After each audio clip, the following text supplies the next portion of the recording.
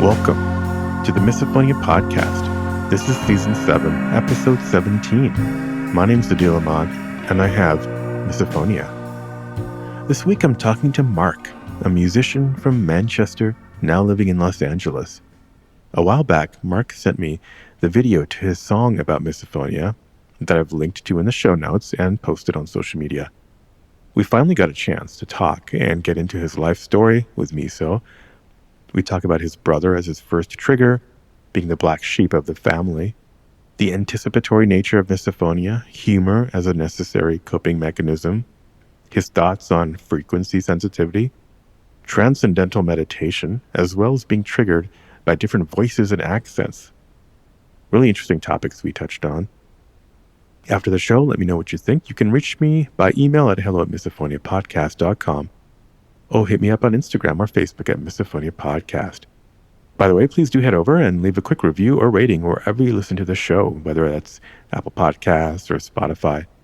It helps drive us up in their algorithms, which just helps us reach more listeners.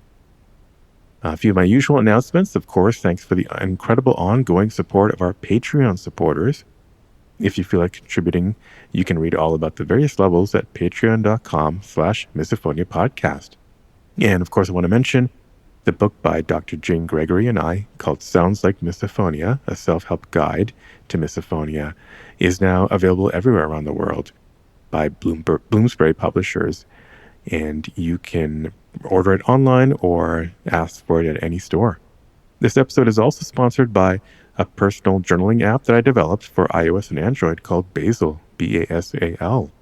Basil provides AI-powered insights into journal entries and guides you with new writing prompts based on those insights. You can even explore many different therapy approaches and philosophies. Again, it's available on iOS or Android. Check the show notes or go to hellobasil.com. All right, here's my conversation with Mark. Mark, welcome to the podcast. Great to have you. Well, yeah, thank you. It's nice to be here. So, do you want to start off by, maybe telling us kind of where you're located? I'm currently living in Los Angeles. As you can probably tell by my accent, I'm not from here. I'm from Manchester in the UK. Right. And I did notice there was a lady in one of your previous podcasts, a singer-songwriter from Manchester, which is what I am.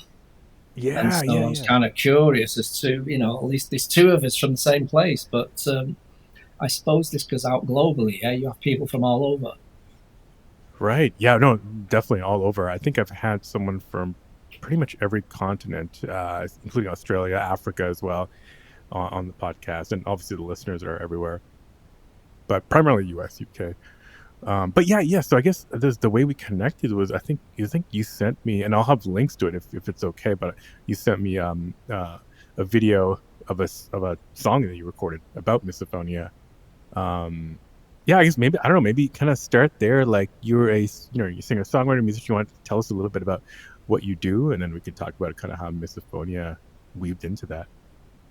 Well, the song was one side being aware that it was diagnosed because as a child people just thought you were weird or you were a diva or whatever it may have been, right? And I realized that I had suffered from this, and actually it was a recognizable thing. So I put pen to paper and I wrote a song called My Misophonia.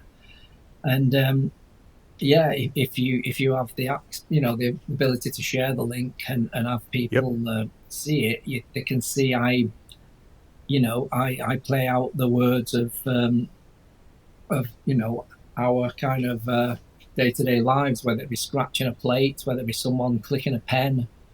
Right. In fact, when I was thinking it was live, my wife has a nephew here that when he came over, he's visiting from Austria, he clicked his fingers and I'm like, oh, and he knew. I thought I'd have to explain to him because sometimes, again, you feel a bit weird. You feel a bit, like I say, special, that you have to explain it. But I'd written a book previously. It wasn't about misophonia, but there is an excerpt in there. And so he was aware. And luckily, he kind of understood it and he tried not to do it. But he's done it every day since then because it's a habit. And these are the things that as you know, your other guests will tell you that we have to kind of put up with and deal with. And but going back to the song, I did it as a serious subject, but there's a lot of humor in it because you have to make fun of it, otherwise you go mad. You know what I mean? Oh yeah, I mean, humor is a coping method that's been mentioned quite a few times. Yeah, and yeah, you're right. It's you can spiral down unless you kind of try to make a lighthearted situation. And I think that the if you know if it's done in a way that it actually is funny to us, it kind of diffuses that fight or flight threat that we feel. Yeah, I mean it's weird because my sister was here a month ago. Basically, I'm the youngest from a family of five, and my sister's a couple of years older than me, and I've always been closest to her. She was in the arts, you know, she was a dancer, and so she kind of knew a little bit. Like my other brothers were all conservative, you know, kind of led normal lives, so to speak. But because with being a musician and being interested in the arts and this, that, and the other, I was closer to my sister. Anyway, I spoke to her, you know, we were reminiscing, and I said, you might not remember this, because she always stuck up for me with my older brothers when they used to pick on me. And one of my older brothers, when I was about 6 or whatever, I won't do the noise here, but basically he sniffed up, you know, just through his nose, and he made a sound. And I freaked out, and you know, I'm like, threw some, you know, pillow or whatever. And my sister went, "You didn't do anything, Mark."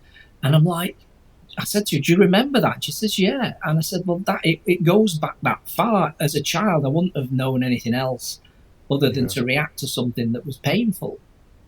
And so anyway, you know, all these years later, when it was, like I say, diagnosable, it made sense. And you know, it's been consistent. It's not like you'll hear that sound once and the next time you don't react.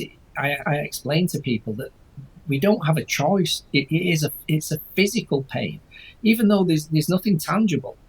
It's a frequency that affects us, and you know, if people are willing to listen, then at least you've got some form of support. Like my wife, she appears in the video, you know, and again we make it humorous because I say when you swallow, you know, I forget the lyric is now. When I hear you swallowing, I forget what it is anyway. They'll have to listen to the or watch the video. Once I've got up, that's it. Once I hear you swallowing, I have to walk away. And we're on the couch at home, and she sticks the V's up, which is the American middle finger. Do you know what I mean? So again, it's using the humor, even though, because she, you know, what's she going to do? Sit there with and not breathe? It's a tough one, but as we just pointed on already, there is an essence of a humor that has to be injected. Otherwise, you'll never get through it. Right. So was were your brothers kind of your first triggers going back to when you were growing up? Say again? Were your brothers your first triggers when you were growing up? Well, it was that specific sound. Yeah. I mean, again, you can edit it out, but it's that, you know. I mean, it's like if my wife has the sniffles, for example, and before she reaches for a tissue, it's that one. Now, I don't know if your other guests have mentioned this, but one of my big issues is it's anticipating the next sound. Oh yeah. That's the one that gives you that kind of gut. I wouldn't say anxiety, but that gut pressure that you go, okay, I'm waiting for it. And much like when I do mention it to people that don't, you know, people say, "Oh yeah, I hate fingernails on the chalkboard," and I say, "Well, I don't mind that," and the reason is because that is so obvious. My misophonia stems from the little innocuous sounds that you can barely hear, and you know, and again, you hear one and you go, "Do I say something or do I wait for the next one?" Because again, she's so lovely, my wife. She understands it fully, and really, tries to accommodate me. But on occasion, she'll forget, she'll sniffle up or whatever it may be. And, because I'm waiting for the next one, it's the second one that really gets me. And then I have to kind of react to that. So I don't know. I don't know whether you've come across that, whether you react on the first trigger or you react by waiting for the second one. Yeah, no, I mean that comes a lot. It's that calculation we have to make. Like, is this worth saying something about, or is it just gonna pass as like a one-time thing? And yeah, I mean we're kind of like a heat-seeking missile, looking for the next threat. And yeah, I mean that definitely comes. That's part of the experience, unfortunately.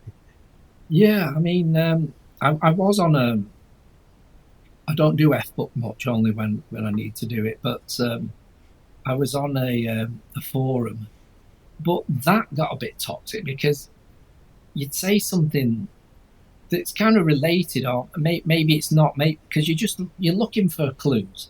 Mm-hmm. People would say, "Oh, it's more for the creative person," and then other people would chime in with this, that, and the other. And then when this, I called it the psyop that happened in 2020. I used to comment on things like certain people can see certain things and certain people can't. And it's, I say I wrote a couple of books to do with a different subject, but it relates to this because it's about the universe in general and about frequencies. All the universe is energy and frequencies. Mm-hmm. And so I tried to make sense of that in a way, because I've been on other podcasts where we talk about manifestation and how you can use them to your advantage, knowing that again we're just downloading waveform energy that we turn into electronic energy. But I've since been able to make that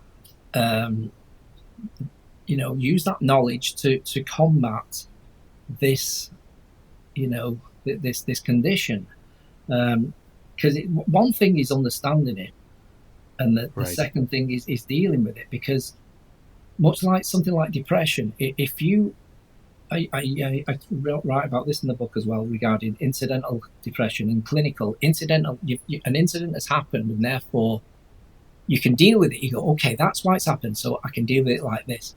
If it's clinical and you have no reason, life's good, you've got a job, you've got a wife, you've got this, that, and the other, but you still feel depressed. It's a vicious circle. And that's the type of thing I've come across or tried to understand with misophonia. I go, okay, well, I know that's happened. How can I best deal with it? And unfortunately, up to now, there isn't something, because you can't train yourself to accept a frequency that is an anathema to you. It's just odd. Right. So were you saying that you're saying, like, so for things like depression, sometimes there's I don't forget what you said, but incidental, and so you can kind of try to work on it. Are you saying that, like, after a trigger you kind of try to think about how to deal with that particular sound, or are you talking about like an incident maybe from the past that may Well, have been no, your initial it's cause? before this was diagnosed. You Yeah. just you're left with this feeling and you don't know what to do with it. Right. Like I say, if you feel depressed and you don't know why, it's harder to deal with.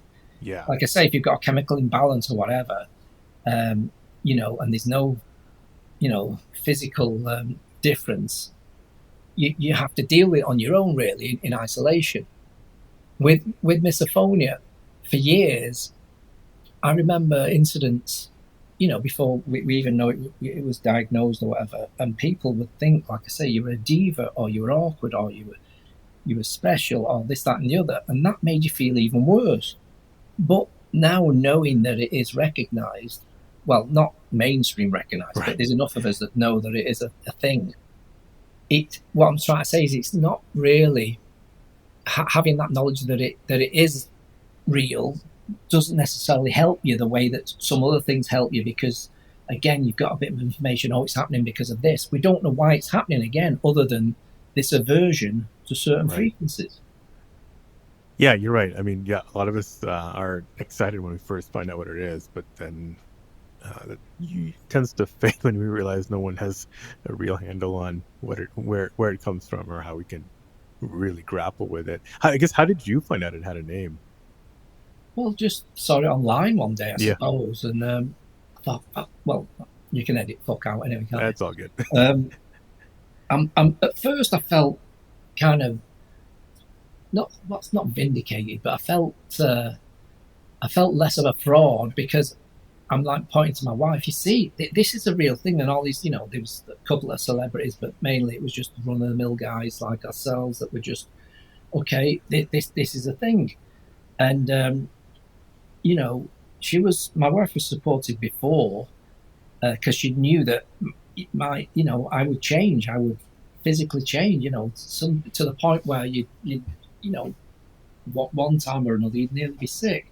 But once you could read about it and I could read about it, yeah, you kind of like I say, you didn't feel so alone again. But it's not really helped with with the triggers. Luckily, I have my own business and I have a life where I don't interact or I don't have to interact with certain scenarios. So I have no, I mean, one of the reasons I came off this forum, there were so many stories about people in jobs where Yeah, they had to tolerate certain things. And again, they didn't have the rights that, you know, normal people have, so to speak. So it's a struggle, but again, it's nice to come on and speak to people, like-minded people, because the only way you can get through it is to share your experience and talk about it. That diffuses stuff because again, talking about energy and thoughts are energy, and so if the last thing you need to do is compound it by giving the thought any fuel. If you kind of dissipate it, that's the only way you can get through it, because I suppose anxiety is a form of I wouldn't say misophonia, but there must be a family which one belongs to, and the thought process is something I understand a lot more than I used to do. And again, regarding frequencies and how not to, like I say, energize a thought rather than try and diffuse it, and that takes all the power away from it. So I have been trying that when something's happened.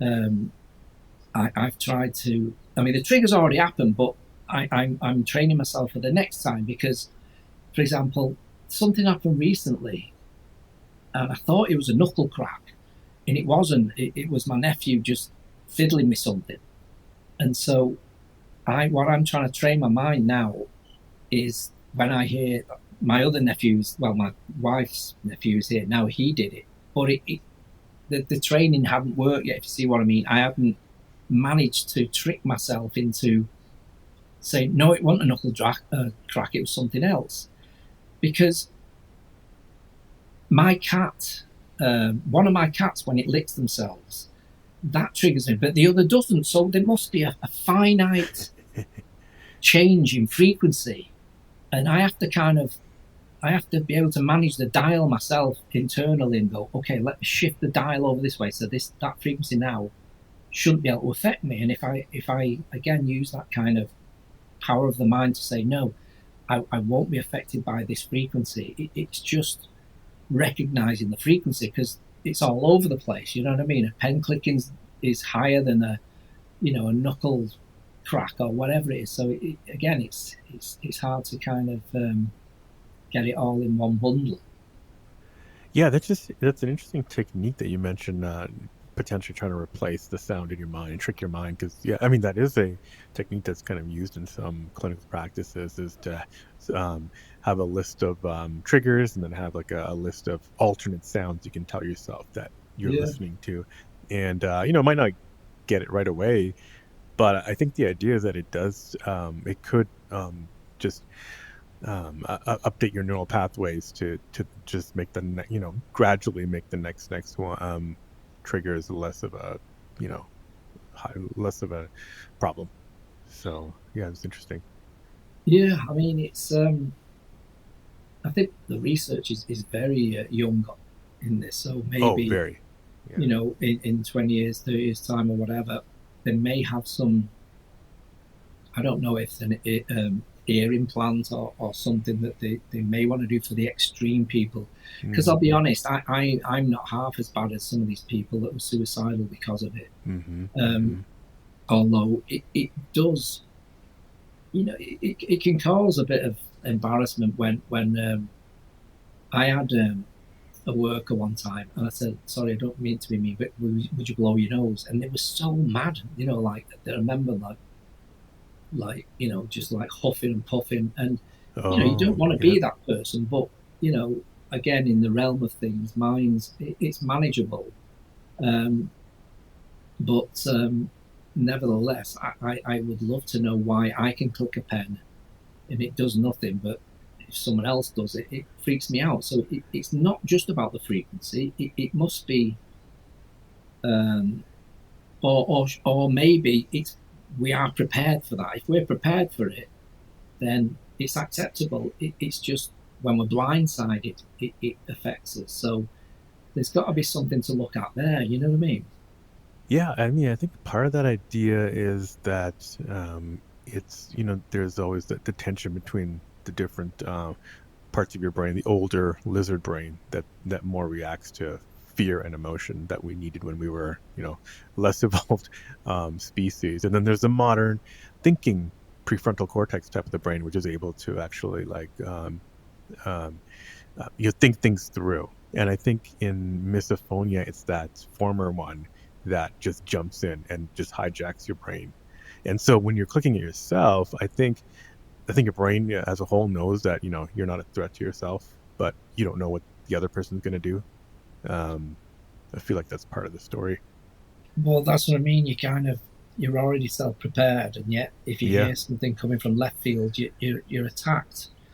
Um, but then I don't know how they would go about fixing that. I don't think it's prevalent enough for you know for medical people to consider I it just that remove much of part a of your deal. brain. No, just kidding. I think there's a lot of research. There's a lot of research going on, and part of it maybe is kind of like using neural plasticity, meaning like yeah, like you're trying to do to kind of trick your brain enough times to kind of like rewire certain parts of it.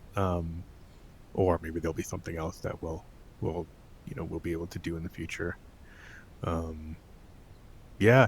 Um, so yeah, I mean, I'm curious. Uh, you know, growing up, like, did any other? Yeah, it looks like you're one of five kids. What did your family think? What did your parents think? I guess when you were reacting to triggers growing up, like, Well, were you? they just thought I was, what's the word we used to use, that you were just mad, or you were um, I don't know. I mean, they call it bipolar now, I think, because there were Mm, times when I knew that my parents thought that I was sulking. I just retreat within myself, mm-hmm, and they just thought it was my personality. And but like I say, I specifically remember being around 5, 6, 7 years old. So oh, it's that been early? there. Okay, yeah. Yeah, it's Mm. been there since then. Um, but it mustn't have been on a daily basis. Otherwise, I never got through it. So I don't know. I mean, maybe I grew to tolerate certain things. Although that sound that still gets me. So I don't know. I mean, it's almost like it. Although I do remember I was in the cinema with a friend of mine, and this is now 11, 12, or whatever, and and he was eating an hot dog, and he was going, and then again, I'm like, what? But then it's almost like, well, you're moaning because you don't have one or whatever. Mm. Um, and so again, you put it down to your personality and you blame yourself for it. Because I know now, if me and my wife don't eat together, she won't eat near me, or she will, and then I'll I'll tell her that, what's Yeah. going to happen, kind of thing. So again, I'm probably making the same sounds, but coming from someone else, it's that's where the problem is. So it just makes you sound like this this privileged kind of Right. Diva. individual. Yeah. What about school and kind of like your um you mentioned your friend obviously in the theater, but did it start to affect anything else in your life? Well, I don't know. I mean, I was terrible at school. I left with no qualifications, um, and so I don't know if it correlates to that or whether Mm. I just didn't get school. I mean, I the only thing I was good at was geography, Mm. and I realised years later it was because I wanted to travel the world. Um, that comes into the other podcast I was telling you about, where it's manifestation, because I had to drop music and French and ended up being a musician living in France. Occasional translate. So I knew by the time I was like 20, I wasn't academically inept. It wasn't. It was the system that couldn't teach me. Hmm. But as I say, I don't know whether the misophonia aspect created an insular type of person where I didn't. Um, I don't know. I just didn't excel at school, or again, I can't necessarily blame it on that, but I don't know the two are related or not. But it was only years later that I suppose right through to I'm talking like when I left school, it's 40 years ago, and it's only 10 years I think since we realised misophonia was a thing. So in that time, when I look back now, wherever I was in the world or whatever I was doing, there would have been times where I would have had a trigger, but it wouldn't be put down to that. It would have been put down to depression or whatever you call it now, just a polar disorder, where one minute you're kind of effervescent and the next minute you're insular. So I don't know if it is connected or related. I don't know, but I think there must be definitely something in there. Otherwise, you know, I don't know if any of the other guests have gone, well, I suffered from this and I suffered from this as well. If I didn't suffer from one of them, maybe the other one would be better. I don't know whether, like I say, it's related. And anything neurological, I suppose, is. Yeah, there's definitely a lot of people have come on and had comorbid conditions like what you mentioned. Even bipolar, I've had a number. Obviously, anxiety and OCD tend to overlap. But yeah, it's hard to tell where kind of like I mean, it's probably literally an overlap. It's probably not like you can definitively know where one ends and the other begins. Did your parents ever try to get you help for anything, or did you ever get diagnosed for anything else No, growing up? I do remember once my dad saying, "I'm going to take you into the loony bin." That's all he's told me. That was the Classic only thing, Manchester talk. you know, and and that was it. Then I think it just became he tolerated it or whatever. Oh, he's the youngest child. He's got a chip on Mm, his shoulder. There was always something. I was always a black sheep, um, and you know, finally, when I came out to live in the States, um, I became, settled down, got a wife, and blah blah blah, and got my life in order. And this thing never went away. So it wasn't related to what am I trying to say? Like it'd always been there, but if I'd have had any difficulty in England, for example, they would equate it to that. I wasn't working. I was. How can I put it? I had an issue with drugs in the 90s and things like that. So they'd always put it down to, oh, well, he's got issues, whatever. But then when everything was cleaned up and I got my life together, this remained. So it has no bearing on mm, lifestyle or diet or anything like that. Whereas they may write you off in that way. Oh, Mark's like this. Have you seen what's happened to Mark? Whatever it may have been. Like I say, it's not. It has no relation to that. So, you know. Yeah. So when you were right, so around the 90s or whatever, I'm curious, like after you left school, it sounds like you were traveling the world.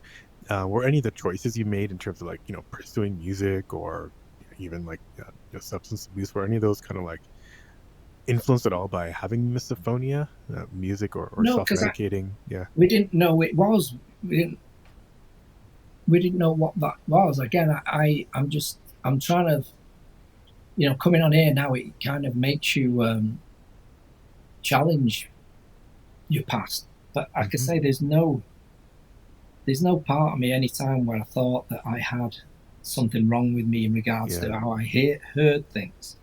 Yeah. That never existed. It was. I'm just saying that if there was ever a point, when I left school, I wasn't confident because I didn't have any qualifications, things like that. So things can be attributed to that. Or like I say, if I ever had you know, a problem with the booze or the drugs or whatever, then an outsider could attribute it to that, or you would yourself. But like I say, throughout that, from me being 6 to me being 60, I have I've always had this Yeah. wherever I've been, whatever part of life you know I've been in. It's always been there, whether I've been drunk, sober, rich, poor. It's never like diminished. It's always there. Um, and it's just so now I've learned to meditate, um, and I'm hoping I can kind of, you know, break some barriers down from that, because it's transcendental meditation, so it allows you to visualize as well. And Oh, okay. So you're doing transcendental. Interesting. Yeah. I grew my hair back by doing that, and so I know that there is a um, definite law of attraction, and it's just a case of focusing on it. And so I have to, the thing like hair, for example, it's visual. I could picture myself with a full head of hair, and eventually it grew back. But how would you visualize an aversion to sound? That's kind of not easy to do. I mean, you know what I mean? Because it isn't visual. So I'm not sure how I can train myself to do that, but I am working on it, and maybe in 6 months, in a year, and I've had a breakthrough, I can come on and share it with everyone. Yeah, that's interesting. Okay. Yeah, I mean, what other so you're trying meditation. Are there any other and you mentioned like trying to figure out frequencies and things like that. Are there any other kind of coping methods you do day to day just to kind of get through the day? Um, well, I meditate daily, but Hmm. that's for in general. I've turned my life around by understanding, like I said, the law of attraction, manifesting, you know, plans, manifesting whatever it may have been, a career, a relationship, um, financial gain, this, that, and the other. It is a thing. The law of attraction's as real as the law of gravity. You just got to know how to use it. And so I got to find out a way to use that in this instance. Like I say, normally if you visualize something, I visualized my studio, my house on the hill. I can physically see them, but I've got to visualize a life without triggers, and that's just not. You can't visualize that, can you? I mean, you can't. When you're visualizing, there's no sound, so I gotta. That's the next thing I have to figure out. I try often to to I search for information. I'm a big buff when it comes to understanding things. I like to understand how it works, and that goes back to my analog days. When you read a schematic, it's linear, it makes sense. Um, Digital is another thing, but digital in a way is kind of it can be, how can I put it? We are digital computers, um, because if you look at the computer screen, it's downloaded zeros and ones, and zeros and ones on their own, they're nothing. Yeah, you can't see them. And so that's the kind of angle I want to come from, where we download waveform energy. It's only when the brain translates it that it appears to us as a solid image. And I have to go down that route. It's not the science that we've ever been taught. No one's ever told us that we download our vision at every microsecond. That information was kept from us. But there's more evidence that that's the way we are than us living in a solid planet. Do you know what I mean? It's just frequencies that we can't penetrate. If it's we walk into a wall, yeah, it's just different frequencies. So I want to delve more into that, into how I can actually understand how these type of frequencies are affecting us. Sounds like you get talking almost getting into that quantum wave theory and quantum mechanics. But yeah, I guess when going back to manifesting, you're right. I mean, we live in a very visually oriented society, so maybe you just need to somehow stumble upon a way to manifest the other sense, the hearing and audio information. Well, yeah, I mean, I had a problem with my foot, and when I meditate, I face the sun when possible. That's one of the reasons I left Manchester, because they don't have sun there. But Right. And you can try and attract a, whatever you want to call it, a thunderbolt, because there's a different conversation when you get into God and religion and all that. Now it's all again, it's all the universe, and it all comes from the sun. The positive photons come from the sun, and however you want to attract them, I say, burn some, health into me, burn some happiness into me, and this, that, and the other. And it is attracting what, again, we understand as waveform energy, the positive photon. And I try and direct it into, like I say, I had a bad foot, and it does alleviate that. You hear of people that have that were paralyzed, and they visualize walking, and so it worked for some of them. It is a law, but it's very strict. If you falter your thinking, then I equate it to like snakes and ladders. You'll climb the ladder with your positivity, but as soon as you have a negative thought, you slide down the snake. So I have no qualms about it working, but it's you need discipline to continue it. There are times where you just can't be bothered, and there are times when, like any ailment, if it goes away, you've not suffered for it for a while, you get sucked into a false sense of security. You let your guard down a bit, yeah. Yeah, and then before you know it, it'll happen again. So it's curious, but I'm able to manage it. Yeah, it's great. No, yeah, I'd love to hear if you come up with any more discoveries over the next while, over the years. Have you found? It sounds like your wife's pretty supportive and validating. Did you find that it has kind of like caused any like wedges or distance between yourself and loved ones, maybe family members? Oh, absolutely, yeah, it does. I mean, there's times where I'll be triggered, and she says I haven't done anything, and of course she's on walk on eggshells, and so it's just I'm lucky in the way that she's more supportive than she's not. I mean, there's certain times when I go, well, God, I probably just need to leave the room for a minute and not put it on her, because it's like anyone that lives with someone that has an ailment, and they suffer as well. Right. Yeah, they're in it just as much as we are. But for them, it's even more of a mystery because they're not experiencing it, and yeah, so it can definitely cause some questions and tension there. Well, Yeah, I mean, so have you run into anybody else who has it, like, in real life? No, I've had people that say they have it and things like that. And then, Yeah. I remember when we did the video, um, there was a camera guy or whoever he was, and he was a bit full of himself, and he like did this, that, and the other, and he goes, "Oh yeah, I have misophobia," and right there, I Mm, knew that he was just trying to, yeah.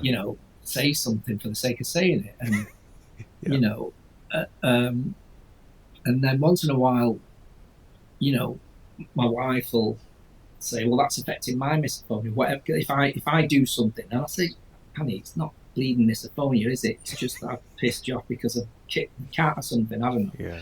Not kick the cat, but that's the other thing. Visual misophonia. Yeah. Um, Misokinesia is the name for that. Yeah. I thought that was colours. That's synesthesia. Oh, synesthesia. Yeah. The actually, I just thought of something. Um, in I posted this on when I was on that forum. When I watched the English football, um, they they pronounce their names. Then I traced this back to the 90s when we started importing Italian football, and so there were still English commentators, but they used to start pronouncing the Italian names Mm, in Italian. Do you know what I mean? Now, there's a difference between accent and pronunciation. Um, and so it was almost like, well, I speak Italian, and therefore I'm gonna show off. And so all these names, it was Viali, Battistuta. I mean, a real stereotypical way of yeah. saying an Italian name. Anyway, it began to creep in to the pundits' vernacular Mm, when they'd say certain things. But they would use these phrasing, and they'd speak in an English accent, and then when they mention the player, they put on the accent. Now again, it's you can pronounce it correctly without putting the accent on. For example, now there's a global team there. There's Brazilians, there's Germans, there's French, Italians, right. but they use three accents. They use the English accent. They use generic South American, right, Yeah. and Italian, and South American is becomes Spanish and this, that, the other. Now they don't put a German accent on when they're pronouncing Germans. Like if it's the World Cup, they don't put Australian accent on. And my point is it misophonia? Because I can't watch them when they'll they'll be commentating in English, and they'll flip into these silly accents that are not even correct. They just imagine, oh, this is what a South American name sounds like. And so I don't know if it's just my utter annoyance or if it's related to the misophonia, because it is a trigger. Do you know what I mean? I don't know if you ever come across this. I don't know if it happens in the States because I don't watch, American football and that. Yeah. I mean, you what you said, I see that in the forums. Like, sometimes people are um, annoyed with certain sounds, certain words, even definitely accents. So it does come up, and I don't know if I mean, I would say, like, if you have that same fight or flight kind of feeling, that's got to be related to misophonia. Yeah, I mean, my team is Manchester United, right? And I blame this on their ex-player called Gary Neville. I mean, this won't resonate with a lot of people, other than maybe the girl in Manchester. Anyway, he it's called Manchester United, but it was always abbreviated to Man United. Um, Right. and then when they're playing, you know, another team that's not called United, they were always just called United because they're the most famous United. Now, what started to happen there when they're playing or they're talking about, and the pundits will go Manchester United, Manchester United, and they trip over these syllables. There's no need for saying it, And again, I'm getting wound up by, like, my nephews were here. I said, what's, and he's no idea. I says, well, why does he keep saying Manchester United, Manchester United? Just say United or Man United. There's too many syllables. But that is definitely misophonic, or whatever you call it. Because, again, it's all these syllables mashed together for no other reason. Like, there's teams called Tottenham Hotspurs. They don't call them, they just call them Spurs. There's a team called Brighton and Hove Albion. They just call them Brighton. And yet, for this get that started Manchester United, Manchester United, Manchester United, all the other people have fell in line as if this is the way to do it. And that spoils the, my ability to watch these things. So again, I get no sympathy off the people when I say it's misophonia. They just think I'm awkward again. Yeah, I can't imagine you can go into a sports pub in England and and complain about that and be taken seriously, unfortunately. But I've definitely heard of that. I mean, that's not unheard of. That patterns of speech, rushing syllables, I could totally see how that could cause that fight or flight situation. Okay, Yeah. Sorry, go on. No, I was going to say I know we're coming up to nearly an hour now, so I don't know if there's anything else specific, or I can. What I've talked about today, that's going to help me again. It's going to help me strive to see if I can't come up with something. I mean, don't get me wrong. When I learned to meditate and I tried to pass that on to people, and it was receptive to some people, not to others. But this, if I can get a result by trying, some form of meditation or whatever, counter measures we have, then by all means I'll email you and let you know. Oh, for sure, yeah. I'd love to hear. People have come on and talked about meditation. No one's really found a panacea yet, but I don't think I've had anyone come on who's done TM, transcendental meditation. So yeah, I'm just curious how that'll work for you. But no, I'd love to hear. I'd love to be in touch and kind of hear about your journey. And if you do any other Misophonia songs, definitely let me know and I'll share it. Great stuff. Yeah. Well, thanks for having me. Thank you again, Mark. Good luck with your music. I'll be looking for more coming out in the future. If you like this episode, don't forget to leave a quick review or just hit the 5 stars wherever you listen to this podcast. You can hit me up by email at hello@misophoniapodcast.com or go to the website, misophoniapodcast.com. It's even easier to send a message on Instagram at Misophonia Podcast, follow there, or Facebook, or on Twitter /X. It's Misophonia Show. Support the show by visiting Patreon at patreon.com/Misophonia Podcast. The music is by Moby. And until next week, wishing you peace and quiet.